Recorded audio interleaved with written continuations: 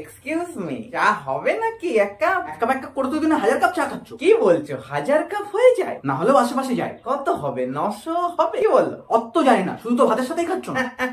সারাদিন খালি চা চা চা চা চা চা চা চা আর চা। ও মা, চা তো এবার চাচার মতো শোনাচ্ছে। আমিও ভাবছি চায়ের একটা ডাক নাম দেব। আমারও সব সময় না চা চা করতে ভালো লাগছে না। তাহলে ভাবো, তোমার চা চা করতে ইচ্ছা করছে না আর আমাকে অতবার বানাতে হচ্ছে। আসলে আমি বলতে চাইছিলাম, অত ভালো বানালে মানুষ তো একটু খেতে চাইবেই। পাখা চলছে উপরে, তোমাকে আর অত আলাদা করে হাওয়া দিতে হবে না আমার। ওজো কাণ্ড, হাওয়া দিতে যাব কেন?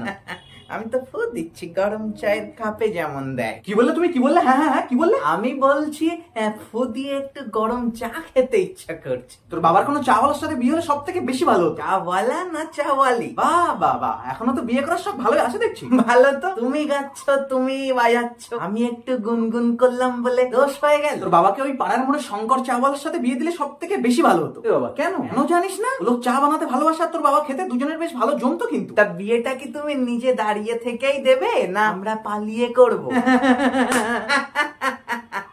যত সব একটু বেশি করে এনো তাহলে একেবারে।